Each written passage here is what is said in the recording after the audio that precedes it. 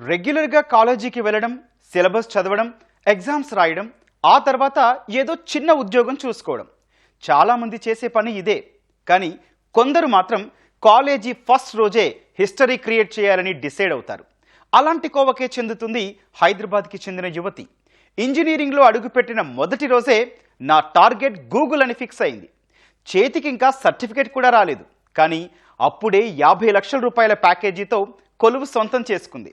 Google range success సాధించిన నిహితాతో chit chat. ఏదైనా ఒక ప్రదేశం నుంచి ఇంకో ప్రదేశానికి వెళ్ళాలనుకున్నా, లేదా ఏదైనా మనకు తెలియని విషయం గురించి ఎవరినైనా అడిగితే వెంటనే వచ్చే సమాధానం గూగుల్ చేయి. గూగుల్ నిజంగా అలా మన నిత్య జీవితంలో ఒక భాగం అయిపోయిందని చెప్పొచ్చు. మరి అలాంటి గూగుల్ని మనం నిత్యం వినియోగిస్తూనే ఉన్నాం. కానీ దానిలో పనిచేయడం అందరికీ సాధ్యమేనా? అందులో ఉద్యోగం సంపాదించాలంటే అయ్యే మాటలేనా? ఇది చాలామంది చెప్తూనే ఉంటారు. అయితే అలాంటి జాబ్ని సంపాదించి 50 లక్షలకు పైగా ప్యాకేజ్తో త్వరలో కొలువులో చేరనుంది మన హైదరాబాద్ అమ్మాయి నీత. ప్రస్తుతం నీత మనతో ఉన్నారు. మరి తన్నే అడుగుదాం, అసలు గూగుల్లో జాబ్ ఎలా క్రాక్ చేశారు, అదేవిధంగా తను ప్రజెంట్ ఏం చేస్తున్నారు, ఫ్యూచర్ గోల్స్ ఏంటి అని. Hi Neeta, congratulations first of all. So ఎలా అనిపిస్తుంది? ఎందుకంటే నిజంగా గూగుల్ మనం ప్రతిరోజు చూస్తాం, ల్యాప్టాప్లో యూజ్ చేస్తాం, కంప్యూటర్స్, ఫోన్స్, ఎక్కడ విన్నా ఈ వర్డ్ మనకి వెరీ కామన్ అండ్ ఎక్కువ యూజ్ చేస్తుంటాం. అలాంటి ఒక గూగుల్ సంస్థలో మీరు భాగం అవుతున్నారు. అండ్ ఆ ఏదైతే మేము యూజ్ చేసే ఉంటాయో వాటికి సంబంధించినటువంటి వర్క్ కూడా మీరు బ్యాక్ ఎండ్లో చేస్తారు. ఎలా అనిపించింది? అంటే మనం చేసే వర్క్ చాలా పీపుల్కి ఇంపాక్ట్ అవుతుంది అన్నప్పుడు చాలా బాగుంటుంది. When I can help society to become a better place and I can take part in that, it feels very amazing. చాలా బాగా అనిపించింది. పేరెంట్స్ కూడా చాలా హ్యాపీ, ఫ్యామిలీ చాలా happy. I'm very excited to work further. So Neeta, అసలు ఎలా ఈ opportunity ఎలా వచ్చింది? ఇంటర్వ్యూకి వెళ్ళారు, లేదంటే ముందుగానే మీరు దీంట్లో ఇంటర్న్షిప్ చేశారు? అసలు ఈ గూగుల్ సంస్థ వరకు వెళ్ళడానికి వెనకాల ఉన్న జర్నీ ఏంటి? ఫస్ట్ ఇయర్లో నేను ఒక ర్యాండమ్ నోటిఫికేషన్ చూశాను దట్ ఉమెన్ ఇంజనీర్స్ ప్రోగ్రామ్ అని ఒక ప్రోగ్రామ్ ఉంది. ఆ ప్రోగ్రాంలో they will only take 200 people overall India. So దాంట్లో ఆ ప్రోగ్రాంలో ఎంటర్ అవ్వాలంటేనే 4 rounds of interviews, 4 rounds of assessments ఉంటాయి. అవన్నీ క్రాక్ చేసి ఇంటర్వ్యూ దాకా వెళ్ళి ఆ ప్రోగ్రాంలో ఒక పార్ట్ అయ్యాను నేను.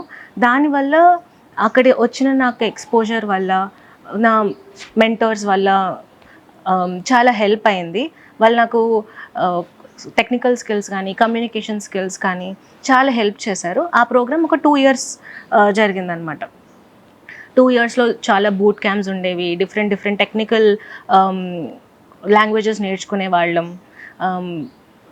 ఒక ఆర్టికల్ని ఎలా చదవాలి, how to build an opinion on everything, ఇలాంటివన్నీ చాలా నేర్చుకున్నాను. అలాంటివన్నీ నాకు చాలా హెల్ప్ అయ్యాయి నా గూగుల్ జర్నీలో. సో మీరు అందరూ 4th year మధ్యలోనో 4th year అయిపోయాకో ఇంటర్వ్యూస్ ఫేస్ చేస్తే, మీరు ఫస్ట్ ఇయర్లోనే ఇంటర్వ్యూ ఫేస్ చేశారు. వెరీ ఫస్ట్ టైం ఎలా అనిపించింది? ఎందుకంటే ఇంటర్మీడియట్ అయిపోయాక ఇంటర్వ్యూని క్రాక్ చేయడం అంటే కొంచెం నిజంగా డిఫికల్ట్ అని చెప్పొచ్చు. అప్పుడు మనం జస్ట్ టీనేజర్స్లో ఉంటాం, ఒపీనియన్స్ కూడా వేరుగా ఉంటాయి. సో అప్పుడు ఆ ఇంటర్వ్యూస్ని ఫేస్ చేయడం ఎలా అనిపించింది? అది క్రాక్ చేసినప్పుడు ఏం ఫీల్ అయ్యారు? అదే అసలు ఆ ఇంటర్వ్యూ క్రాక్ చేయడమే నాకు ఫస్ట్ అచీవ్మెంట్ నా లైఫ్లో. ఎందుకంటే వాళ్ళకు కూడా తెలుసు కదా మనం ఇప్పుడే ఇంటర్ నుంచి ఇలా వచ్చామని. దే విల్ జస్ట్ టెస్ట్ మనం ఎంత ఘనంగా మన కంఫర్ట్ జోన్ నుంచి బయటికి వచ్చి we are putting our selves to learn further అని. They are just wanting us to build that character. మనం కొత్త విషయాలు ఎలా నేర్చుకుంటున్నాం, మనం నేర్చుకునే అంత కుతూహలం ఉందా లేదా, అలాంటివన్నీ టెస్ట్ చేస్తారు వాళ్ళు మన స్కిల్స్ కంటే. ఎందుకంటే అప్పుడే కదా మనం వచ్చింది. మనం ఓన్లీ మనం ఎలా నేర్చుకోగలం కొత్త థింగ్స్, మనకి ఇంట్రెస్ట్ ఉందా లేదా అవే చూస్తారు. ఓకే. సో అలాంటివి ఆ క్యారెక్టర్, ఆ స్కిల్స్ డెవలప్ చేసుకున్నాను నేను స్టార్టింగ్లో. సో మనం ఇప్పుడు మీ గూగుల్ జర్నీ గురించి మాట్లాడుతున్నాం, కానీ మీరు ఇప్పటికే రెండో ఇంటర్న్షిప్ చేస్తున్నారు. ఒకటి ఆల్రెడీ గూగుల్లో అయిపోయింది, ఇప్పుడు ఫ్లిప్కార్ట్లో చేస్తున్నారు. ఇది ఎలా వచ్చింది అండ్ రెండిట్లో ఉన్న డిఫరెంట్ ఎక్స్పీరియన్స్ ఏంటి? ఫ్లిప్కార్ట్ అనేది 6 months ఇంటర్న్షిప్ నాకు కాలేజ్ ద్వారా వచ్చింది. Flipkart internship on campus. ఫ్లిప్కార్ట్లో నాకు 2 rounds of interviews and 1 HR round జరిగింది. 2 టెక్నికల్ రౌండ్స్లో 2 different కోడింగ్ క్వశ్చన్స్. ఇంకా నా ప్రాజెక్ట్స్ గురించి అడిగారు. నా ప్రాజెక్ట్స్ గురించి డీప్గా అడిగారు అనమాట. ఎలా చేసావు, ఈ సిచ్యువేషన్లో ఇదే ఎందుకు చూస్ చేసుకున్నావు, అలాంటి క్వశ్చన్స్ అడిగారు. హెచ్ఆర్ రౌండ్లో మన కమ్యూనికేషన్ స్కిల్స్, మనం మన డిపెండెన్సీ గురించి, లొకేషన్స్ గురించి, వాటి గురించి హెచ్ఆర్ రౌండ్స్లో అడిగారు. సో రెండిట్లో వేరే వేరే ఎక్స్పీరియన్సెస్ ఉంటాయి కదా, మీరు అక్కడ ఏం నేర్చుకున్నారు, ఇక్కడ ఏం నేర్చుకున్నారు, ఎలా అనిపించింది? గూగుల్ నా ఫస్ట్ ఇంటర్న్షిప్ కాబట్టి చాలా కొంచెం భయంగా ఉండేది, అంత కాన్ఫిడెంట్గా ఉండలేకపోయేదాన్ని. ఎందుకంటే అప్పుడు జస్ట్ ఇట్లా కొంచెం లయింగ్ లో and absorbing everything what is happening around me లాగా. తర్వాత ఫ్లిప్కార్ట్లో కొంచెం ఆల్రెడీ ఇది సెకండ్ ఇంటర్న్షిప్ కాబట్టి కొంచెం కాన్ఫిడెన్స్ వచ్చింది. I made friends easily. అలాగే వర్క్ కూడా కొంచెం నేను ఏం చేసినా కొంచెం కాన్ఫిడెన్స్తో చేయడం, కాన్ఫిడెన్స్తో అప్రోచ్ అవ్వడం. The confidence have been changed. And ఇంకా కొంచెం అలవాటుతో వచ్చే స్కిల్స్, పీపుల్తో మాట్లాడే వచ్చే స్కిల్స్, అవన్నీ సెకండ్ ఇంటర్న్షిప్ ఫ్లిప్కార్ట్ ఇంటర్న్షిప్లో బాగా హెల్ప్ అయ్యాయి. సో ఇప్పుడు మిమ్మల్ని నిజం చెప్పాలంటే కోవిడ్ బ్యాచెస్ అనొచ్చు. సో 10th అండ్ ఇంటర్మీడియట్ ఈ కోవిడ్ టైంలోనే ఎక్కువగా స్ట్రగుల్ అవ్వడం జరిగింది. సో దాని నుంచి మళ్ళీ బయటికి కాలేజ్ ఎక్స్పీరియన్స్, ఎందుకంటే మీకు మధ్యలో నాకు తెలిసి ఇంటర్మీడియట్ కాలేజ్కి వెళ్ళారా లేదంటే మొత్తం ఆన్లైన్ క్లాసెస్తోనే అయిపోయి ఉంటుంది. సో సడన్ గా స్కూల్ నుంచి డైరెక్ట్ మీరు కాలేజ్కి వచ్చారని అనుకోలేదు, అది కూడా బీటెక్ కాలేజ్కి వచ్చారు. అప్పుడు ఎలా ఉండేది? ఎందుకంటే ఆల్ టుగెదర్ డిఫరెంట్, ఇది బటర్ఫ్లై లైఫ్ లా ఉంటుంది, అక్కడంతా స్కూల్లో చాలా ఒక బౌండరీస్ మధ్యలో ఉంటుంది, ఎలా ఉంది కానీ మిమ్మల్ని మీరు డీవియేట్ అవ్వకుండా ఆ టైంలో ఎలా కాపాడుకున్నారు? కోవిడ్ అసలు అది మొత్తం కంప్లీట్లీ డిఫరెంట్ ఎక్స్పీరియన్స్. ఆ కోవిడ్ అనేది అంతా కొత్తనే. మార్నింగ్ లేచేసరికి ఆన్లైన్ క్లాసెస్ ఉండేవి, నైట్ దాకా ఆన్లైన్ క్లాసెస్ ఉండేవి. అలా యాక్చువల్లీ ఆ కోవిడ్ ఆన్లైన్ క్లాసెస్కి అడాప్ట్ అవ్వడంలోనే 1 year అయిపోయింది. ఆ ఆన్లైన్ ఎగ్జామ్స్ అవన్నీ కొంచెం డిఫికల్ట్గానే ఉండేది. మార్నింగ్ లేచి స్క్రీన్ చూడడం, కానీ ఇంకా world is changing, we also have to change అని అనుకొని కొంచెం we did try.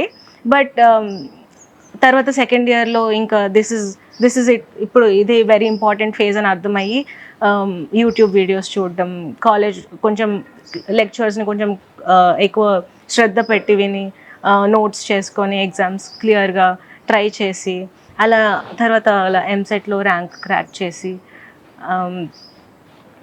IITs NITs చాలా ఎగ్జామ్స్ రాసి ఇలా నారాయణమ్మకి వచ్చాం. కాలేజ్ నుంచి ఎలాంటి సపోర్ట్ ఉండేది? ఎందుకంటే కోవిడ్ తర్వాత కాలేజ్కి వచ్చిన వాళ్ళలో కొంచెం చాలా డిఫరెంట్ ఎక్స్పీరియన్స్ ఉంటుంది నిజం చెప్పాలంటే. ఎందుకంటే ఇంటర్మీడియట్ లైక్ బ్రిడ్జ్లా ఉండేది, కానీ మీకు ఆ బ్రిడ్జ్ లేదు.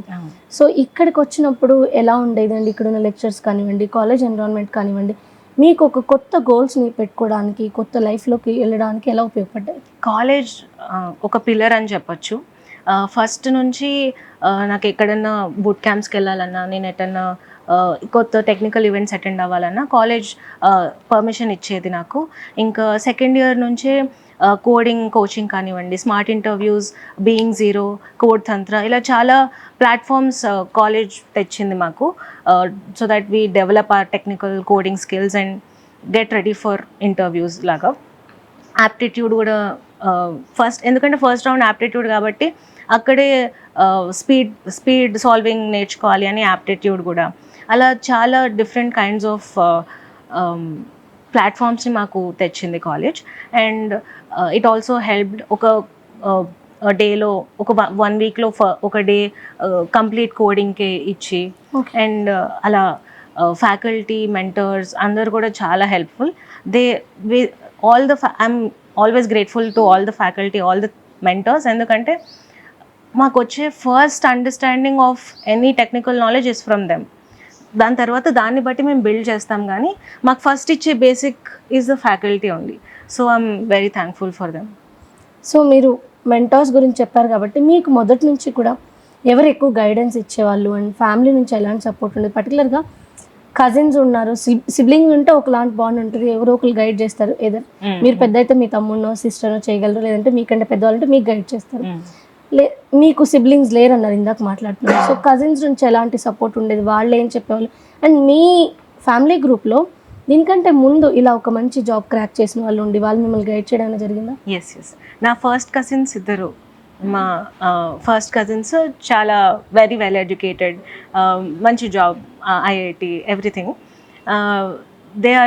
దే ఆర్ ఇంకో 2 pillars నాకు. They always pushed me gave me right guidance. ఏ సిచ్యువేషన్లో ఏం చేయాలి, ఇక్కడ ఎలా మాట్లాడాలి, ఇప్పుడు ఎలా టెక్నికల్ స్కిల్స్ బిల్డ్ చేసుకోవాలి అకార్డింగ్ టు ద సొసైటీ. ఎందుకంటే వాళ్ళకి ఎక్కువ ఎక్స్పోజర్ ఉంటుంది కదా, because they are already working, కొంచెం పెద్ద కాబట్టి they always gave me the right guidance. వాళ్ళు కూడా ఒక మెయిన్ రీజన్ నేను ఇక్కడ ఉండడం. మమ్మీ, డాడీ, మమ్మీ ఎప్పుడు చెప్పేది నీకు ఆప్షన్స్ నీ చేతిలో ఉండాలి, నువ్వు ఒకరికి ఆప్షన్ అవ్వకూడదు అని. సో దాన్ని మైండ్లో పెట్టుకొని mom and dad are always a great motivators. నాకు ఎప్పుడు ఇండిపెండెంట్గా ఉండాలి, మంచిగా చదువుకోవాలి. మేము ఇట్లా కొంచెం middle class family, not very rich.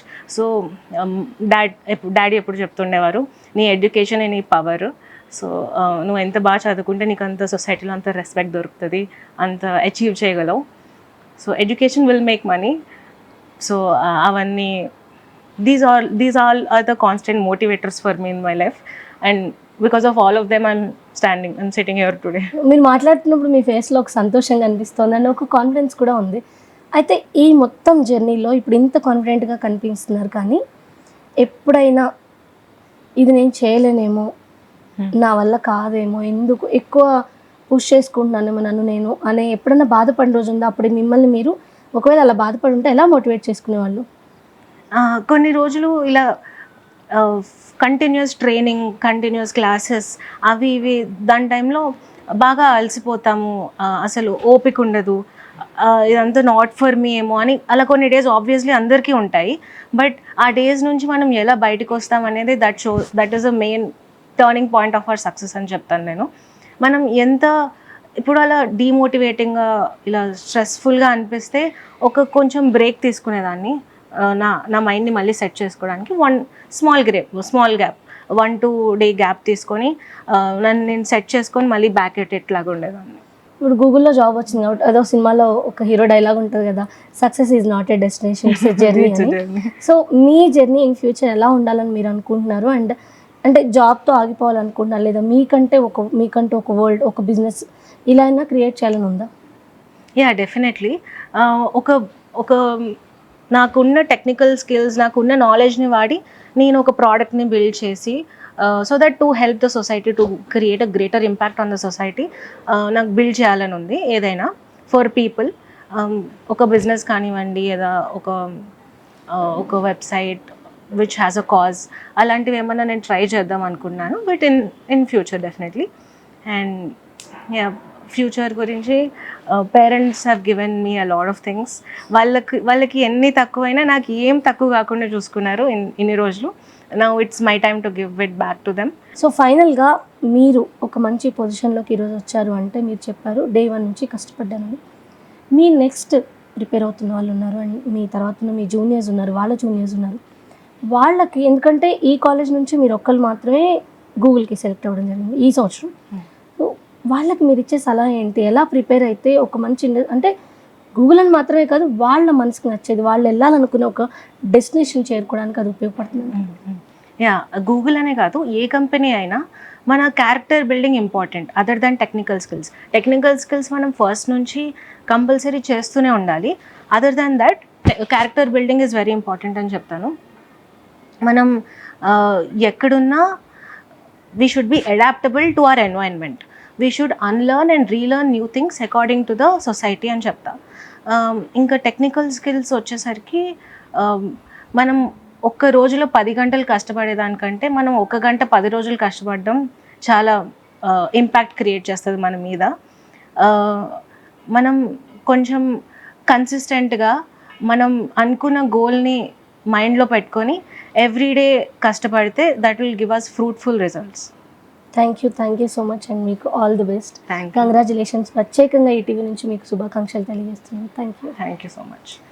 So ఇది ఏదో ఒకరోజు గంటల తరబడి కష్టపడడం కాదు, ప్రతిరోజు కనీసం కొంత సమయాన్ని ప్రిపేర్ అవ్వడానికి కేటాయిస్తే అది మీకు మంచి ఫలితాలను ఇస్తుంది. అదేవిధంగా మీరు అనుకున్న లక్ష్యాలు చేరేందుకు ఇది ఎంతగానో ఉపయోగపడుతుంది అంటున్నారు నిహిత. అయితే తాను సాధించిన ఈ గోల్తో ఇక్కడితో ఆగిపోను అని చెప్పేసి, ఈ ఉద్యోగం మాత్రమే తన డెస్టినేషన్ కాదు, భవిష్యత్తులో మరిన్ని ఉన్నత శిఖరాల్ని అధిరోహించడానికి సన్నద్ధంగా ఉందని చెప్తుంది. ఇది మొత్తంగా నిహిత జర్నీకి సంబంధించినటువంటి విశేషాలు. కెమెరా పర్సన్ రమేష్తో రమ్య, ఈటీవీ న్యూస్, హైదరాబాద్.